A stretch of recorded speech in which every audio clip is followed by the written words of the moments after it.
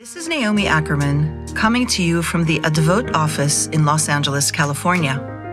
Advot is a local nonprofit that uses the arts to empower youth to find their voice. With Advot, I have spent almost 2 decades working inside the walls of the Los Angeles juvenile lockup facilities, or Juvie, as we call it in slang. When I started this work, I drove to a juvenile lockup facility every Thursday. I would teach what we call the ripple process. The ripple process is the foundation of Advot's lessons. We use the art to teach healthy communication skills and show our youth how to create a positive ripple effect in their life. Today, Advot teaches over a dozen classes at multiple sites throughout LA County. I have had the privilege of meeting the most extraordinary youth inside the walls. Thursdays in Juvie tells the story of where it started and where they are now. First, I'll share a story about my experience teaching at the lockup facility where it all began.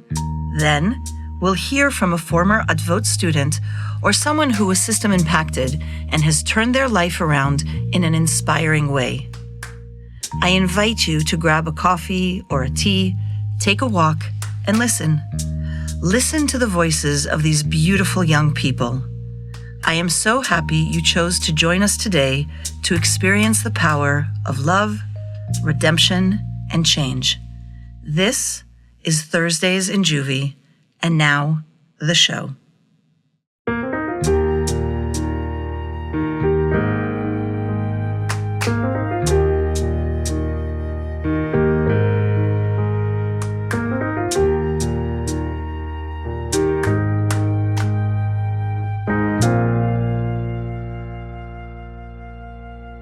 I am so fortunate to have an incredible support from amazing people. When I post that I need something, whether it's for a project I'm working on, a kid transitioning to independent living, or even an Xbox for a unit of boys in a detention center, it usually takes less than 24 hours for whatever I need to show up in the mailroom at my office. What a brilliant blessing that is. It's one thing to have the support of people who know me and the work I do. But what moves me the most is when I share about the youth with people who I don't know. Without fail, they lean in, showing incredible generosity and kindness. Oh, how I wish that the kids I work with knew how many people are rooting for them. Oh, how I wish they could see the people who believe in them. And oh, how I wish that the judgmental voices calling for punishment were drowned out by the chorus of those who see the potential in these kids to exceed our and their wildest dreams.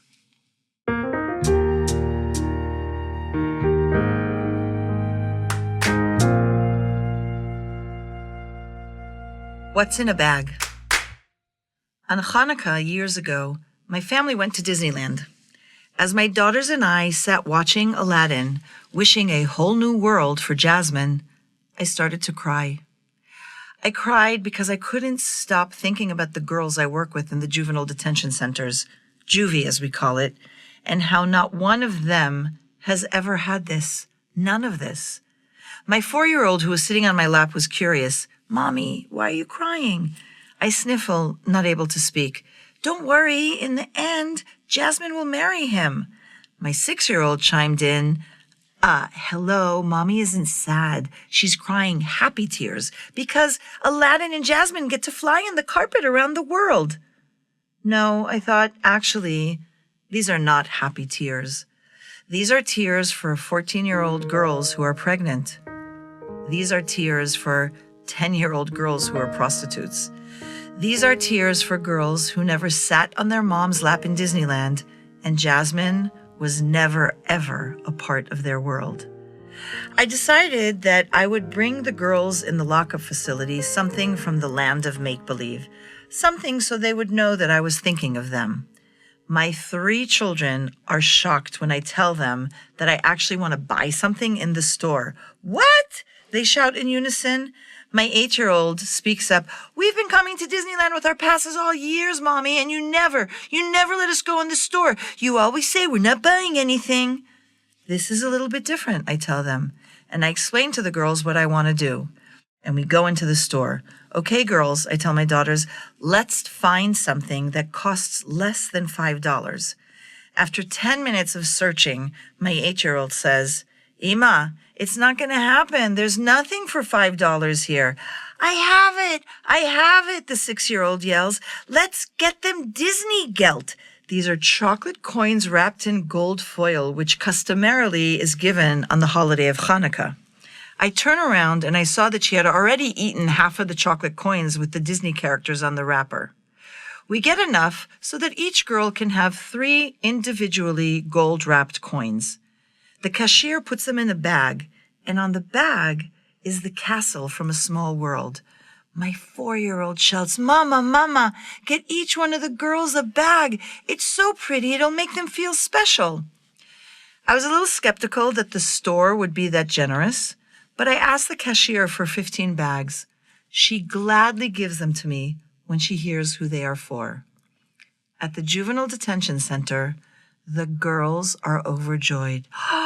Miss, you actually thought about us in Disneyland? Miss Naomi, they are laughing and screaming. Fuck me, I love this bag, miss. It's so fucking pretty. It's so fucking pretty. When I look at this bag, I feel like I'm there. Thank you, miss. Quickly, the bags become like Chanel or Fendi bags, paraded around on their shoulders, the girls posing like fashion models. One girl says she'll put it under her pillow for good luck. I'm kind of surprised by the fuss. You gave them a possibility, the probation officer tells me.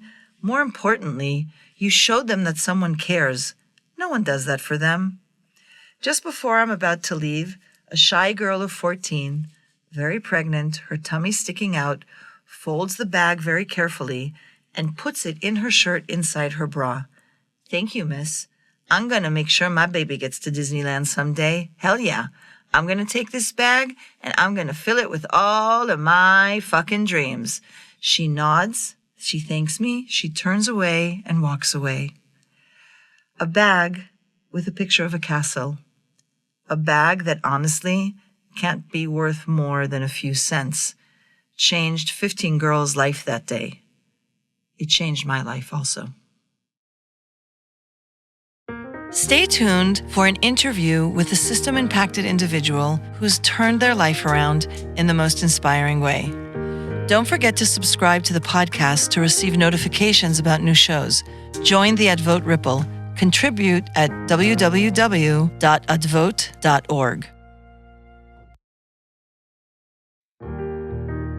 Welcome back, everybody. We are here with Eric Castro. Thursdays in Juvie is about telling stories and powerful stories, primarily about the girls that I met at Camp Scott. And I believe that stories matter. So why don't we start off and in a few minutes, share with us your story. Well, I'm a former incarcerated youth, juvenile, YA, and then prison. Back in 95, I went through the juvenile hall system in juvenile hall. And it hit me when I got there because I never experienced these type of boys, like without the street. Without the street, you're in there and it's intense. Because at least when you're in the streets, you can move around. In there, you're like face to face. So you got to relate to them. We're all from different gangs. So we all have different beliefs from this side of the street. So when I went in there, the first thing was a fight. But I felt some type of way towards these boys. Even though I grew up in a gang-infested environment, my father was a dope dealer, my dad was a pimp. My dad was abusive. I became a product of his environment, which I got off on. I liked to run around and fight. So when I got to the halls, I was already embedded in me. It's on. You made it to the place that I was curious about, even though I never thought I was going to get caught, because I always thought I was going to get bailed out because of my mother. That wasn't the case. You do the crime, you do the time. So I'm in the juvenile system, seeing these boys, and I'm fighting with these boys. But I felt love for them. Somehow I felt like, man, like, hey, I want to say sorry for this fighting you, but you couldn't do that. I had a different type of beliefs, even though I grew up hardcore. I felt sympathy for these boys. And then it became my lifestyle. After I touched juvenile hall, it was a wrap. I made it out for a few months and kind of like I wanted it. Like it's weird, like I wanted to be away from society. The society never helped me for some reason as a boy. I went through school with them just knocking me down, the people that you're supposed to look up to. So I grew up I was born in the 70s, raised in the 80s. So back then, really got swept under the rug. So that was the first thing, that education, I didn't have it. So they didn't know what else to do was to run the streets. And now that I'm older, education is key to living a successful life, because that's basic schooling teaches you how to live in life. Well, I didn't do third grade was the last grade that I really focused on. They took me out of third grade and said I was special. There was nothing special about me. I felt like I was, at a young age, I felt belittled. Like I have these, I was innocent, didn't know right from wrong. So they showed me what right was wrong, and they were wrong from the gate. So I just fell into the wrong place and ended up in the juvenile hall system, got a case. I went to YA. And every time I was in these facilities, I always paroled on a lockdown because of my attitude. I was very, my space is my space. Even though I was in jail, this is my space. I'm fighting for this space, and I'm going to die for this space. So I went to jail with that mentality. I'm going to fight for this space. I don't care where you're from or who you are. I'm going to defend my space. It became my lifestyle. Like, instead of focusing on the good stuff, I was focusing on what made me tough. I caught a case, got out of juvenile hall, caught a robbery, whatever. I ended up catching another case in prison because I wanted to stay longer. Because of society never did anything for me but kick me down. I went through the level 4 system for SHU programs, indeterminate, validated, got labeled, all kinds of stuff. The system broke me again, putting jackets on me. This is this guy. This is what he is. This is what he does. This is what he believes in. So through my whole career, that's what they threw on me, this jacket of I'm a predator of violence. But I had a soft heart. But how was I going to bring that soft heart out? Didn't know. My mom couldn't do it. I had a mother that was raising me through the system. She was the only one that came through for me. Courts, visits, packages, money, support, whatever I needed. I didn't have anybody else. So I didn't believe in nobody else, but in her. But she couldn't save me because I was caught up with my own demons. Mm-hmm. And she had her own demons too. So she couldn't understand and relate to what I was suffering from lack of attention, lack of schooling, lack of pretty much everything. But people would still look at me and come to me like I was their savior. For somehow, wherever I went, people would, hey, you're smart. You know what's up. I didn't even go to school. Yeah. How the hell am I going to teach this guy how to not come to jail? So when I went to prison, my mind expanded by the elders. The elders were older men that were schooling me, saying that you're smart. What are you doing here? You're going to this is going to be your career because I see it in you. How are they going to take that mentality away? They didn't until 2007. I met a woman. And switched my brain waves because I never had a female companion. I've always been incarcerated, running the streets. So she was the first woman besides my mother to try to save me. And she did, like this showing up. She saved me. I want to go home now. And the door opened. 5 years later, I'm on the streets. She picked me up. I got married to her. I have 2 children with her. But she was the main switch in my life was this woman. Like, I can do time. I could kick back. I could go put in work, whatever, like we do in there. Like, I was okay with that until I met her. And she's like, no, because she had children. And I was raised by a mother that was a single mother. So when I seen her, I was like, that's why I knew. I was like, she cares. Because women don't bring men around family that they cherish. So right there, my instinct was,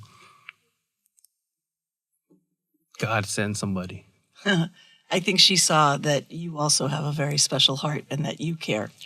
But so we have this thing that we do when we do our program in the halls and in the camps, where we ask participants to tell their life story in 6 words, right? Like, I'm a mom of 3 girls. That's me, right? That's my story. I'm a mom of 3 girls.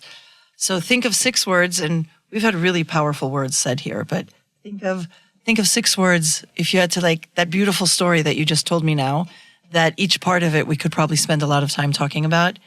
How would you, 6 words? 6 words for me would be,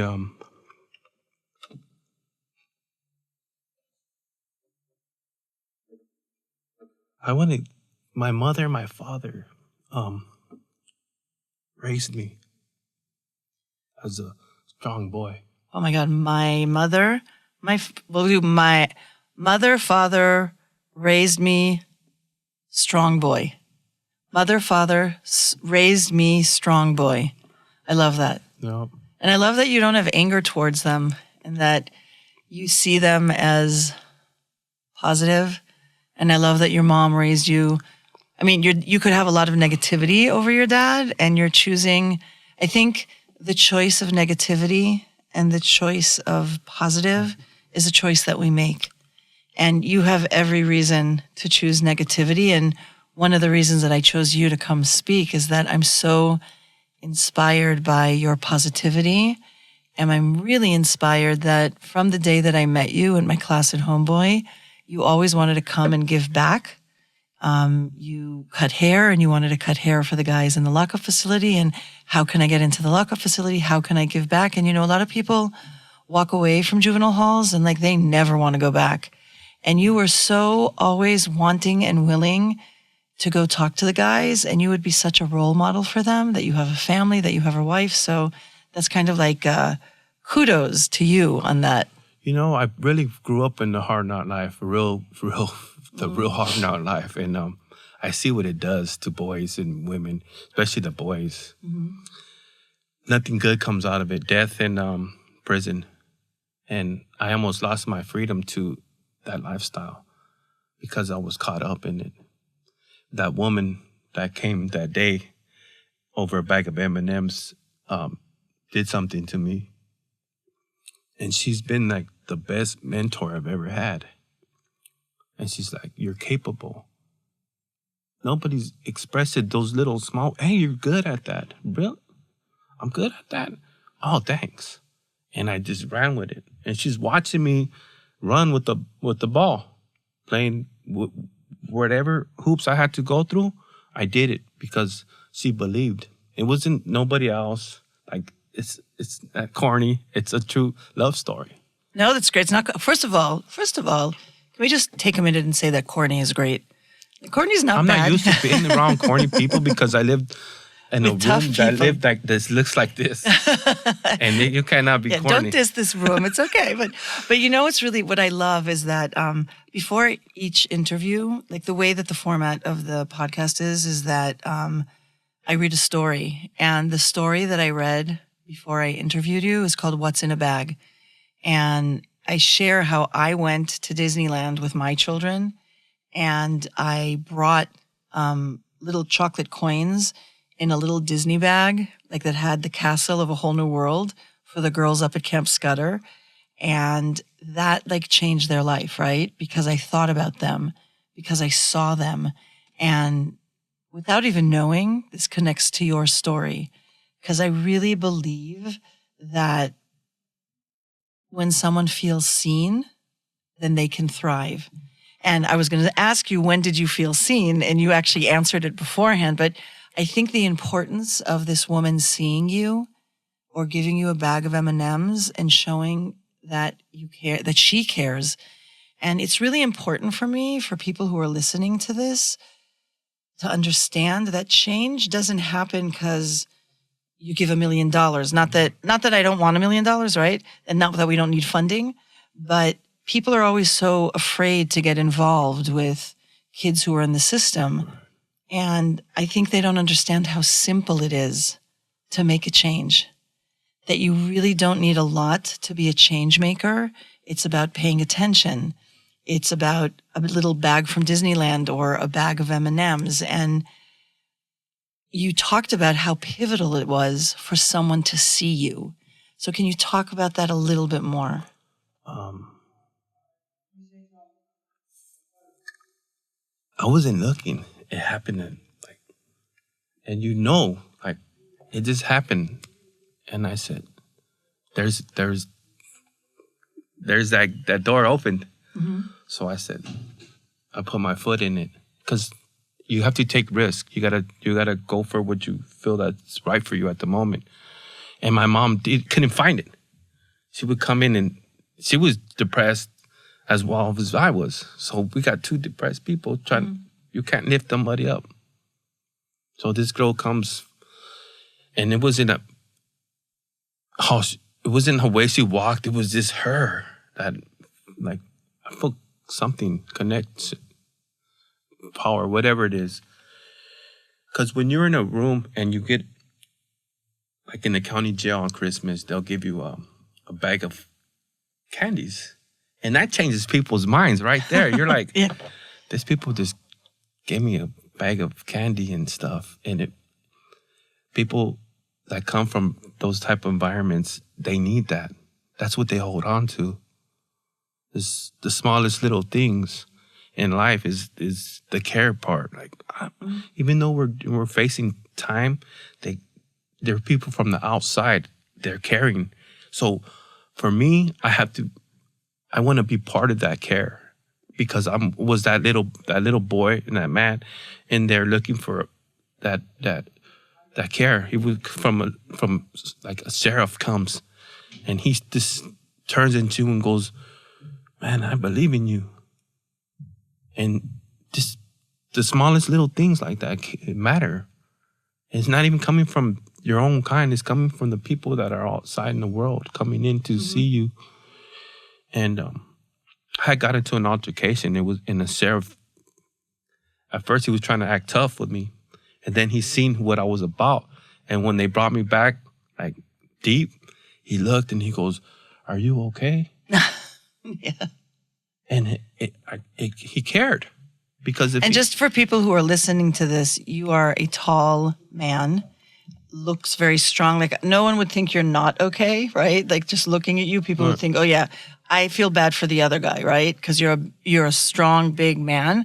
So, what do you think? And I love this discussion over the little things and people paying attention. But you made a choice to change your life, and you said that it was about someone seeing you. What had to change inside of you for you to make that change? I had to have feelings.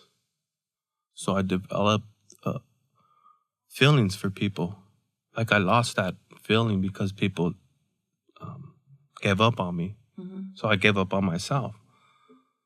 So it was feeling. I had to learn how to feel for others, compassion for others. Once you feel compassion for somebody, you can move forward. Mm. So I had to learn how to feel for somebody. I was like, man, because where we come from, we don't go, "Oh man, I just got something in my neck. I got to pull it out. Oh, you okay? No, it's none of that. You deal with it like a man.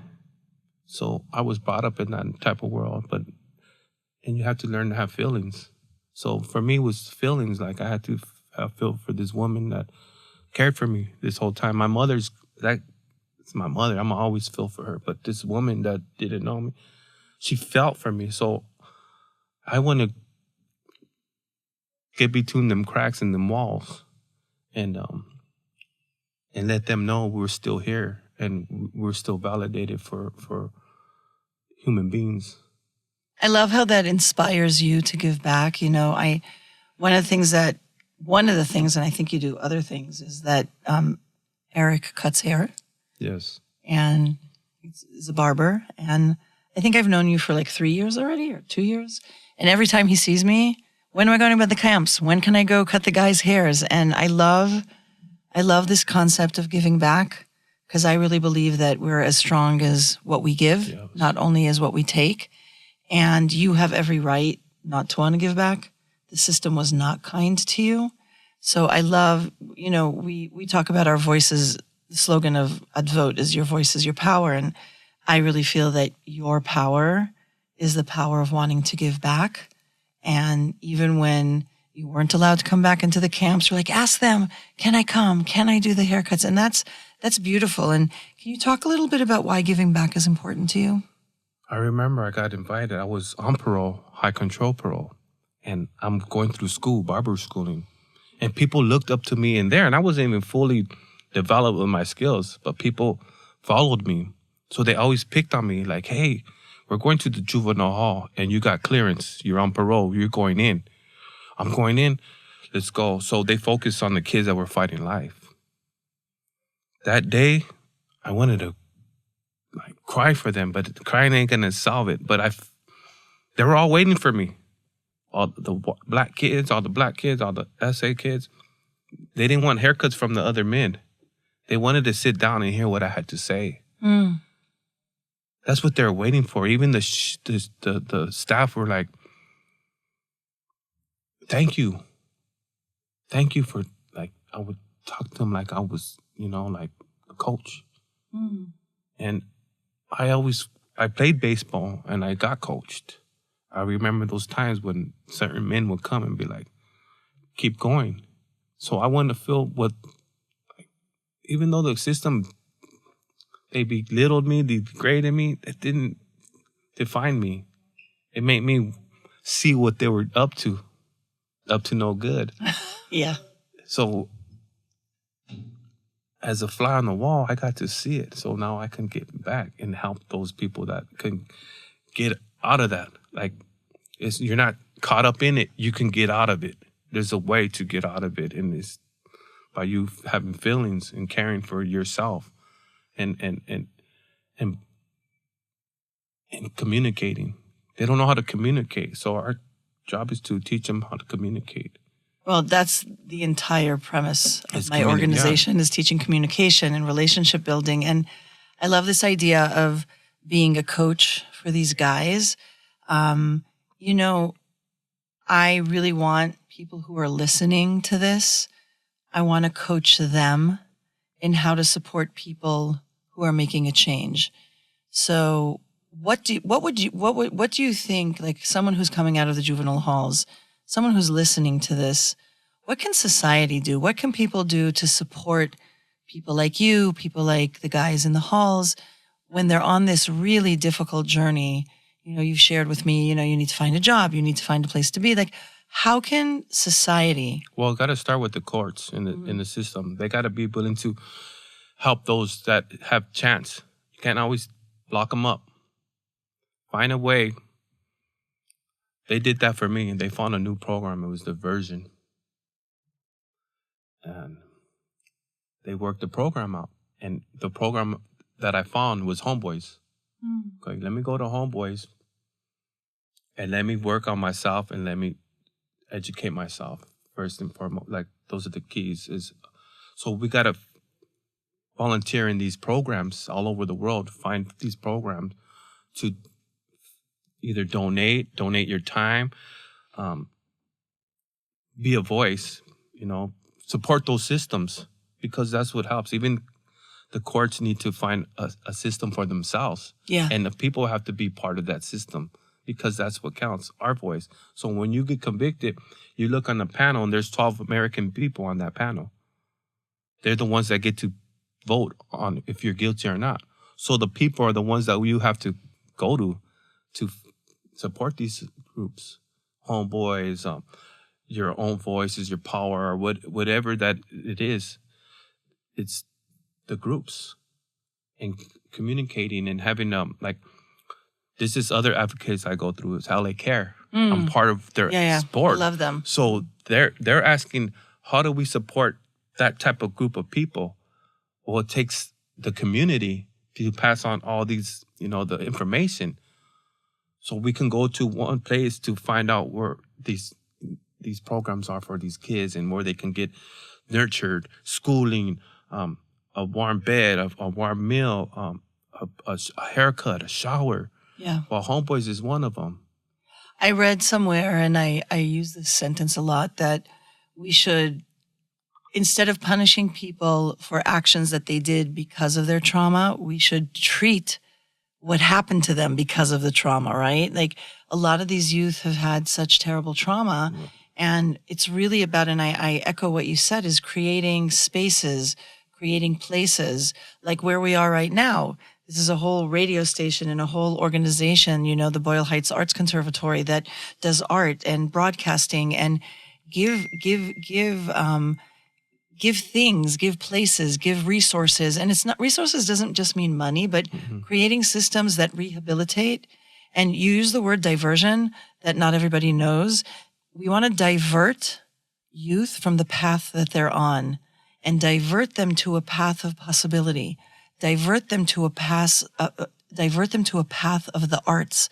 Divert them to a place that they haven't had exposure to, so that they can see that their life doesn't have to be juvenile halls. Their life doesn't have to be state prison. I cannot even tell you how many kids I've met in the halls or in the camps that I say, where are you going to be in 5 years? Oh, I'm going to be in county, miss. I'm like, no, you don't have to. Like, it's not, that pipeline, schools to prison and then juvenile halls to state prisons. We need to stop that. Because they're mad. That's right. Right. They're mad and because they haven't had the nurture. They're mad at their parents. They're mad at the society. But I'm a product of something happening to me as a youth. That's what spiraled, is this thing that happened to me as a boy, as a little boy.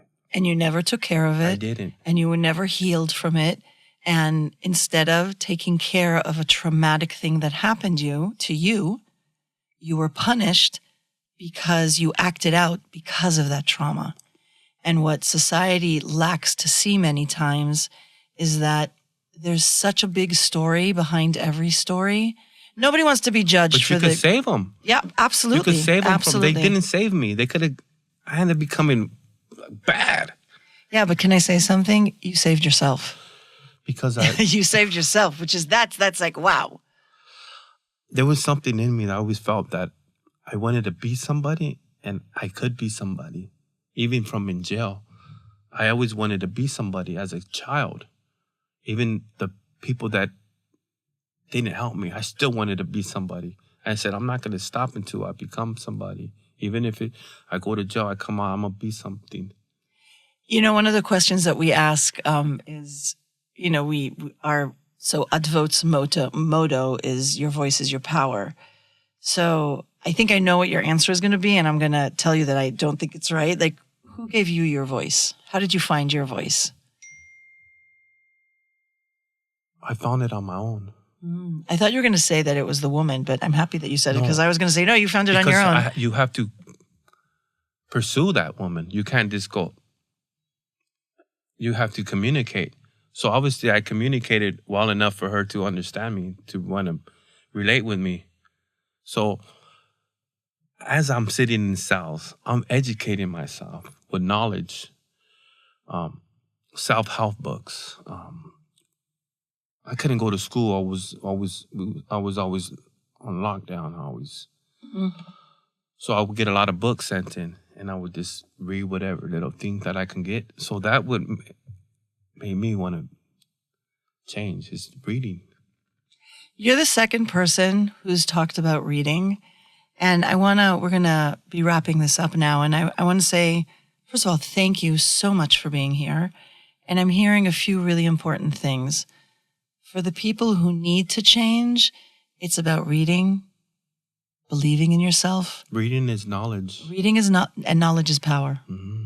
And knowing that you are destined for more and that you don't have to be satisfied with less. And for the people who are facilitating change is to have faith in these kids who we lock away and think they can be no good. Because I'm sure a lot of people thought that you could be no good. And I have to tell you, you are the good. Thank you. You have so much goodness in you that I really hope that people learn that even though really bad things happen to you, you always want to give back. And giving back is such a key to feeling good. And I just want to remind people who are listening that you always can give back. I've watched you cut hair in the parking lot of Homeboy Industries, in the sun, in the rain. I come there, you're always ready. Anyone who wants a haircut, you don't ask questions and you make them look beautiful. And that to me that's beauty. So I so applaud what you do. I'm so proud of what you do. And I hope that when you have like the fancy salon and I want to come get my hair done, you'll be like, sure, I remember you. Like when I was nobody and now I'm Mr. Famous haircut person. That ain't in me. I don't know how to be like that. I welcome everybody. That's true. I don't think I want to be famous. I just want to be successful. Amen. Well, I do not have a doubt in my mind that success is going to be on your door because I believe that when you give back, it comes back to you. So I really, really appreciate you being here. And I feel like there's more to tell in the story. So maybe we'll have to have you back again. You have to read the book. It's coming in 2026. Okay, I'm there. We heard it first. We're going to have the book. Thank you so much, Eric, for being with us today. Having me. Thank you. It's a pleasure. Thank you. Thank you for choosing Thursdays in Juvie with Naomi Ackerman in partnership with Advot. We know that you have many choices to listen to, and we appreciate you giving us your time today. Time is precious, so we must pay attention to people who serve time. We hope that hearing these stories will help you see the youth Advot works with as the amazing humans they are, and not just case numbers. Did you enjoy the podcast? If so, please share it with your family, your friends, and colleagues. To learn more about Advot or to make a contribution, visit www.advot.org. Special thanks to the Boyle Heights Arts Conservatory for their support in producing this season of Thursdays in Juvie. We hope you'll join us again because the more we listen, the better we understand. And the better we understand, the more compassion we have. Compassion changes the world. Listening is the first step. In gratitude.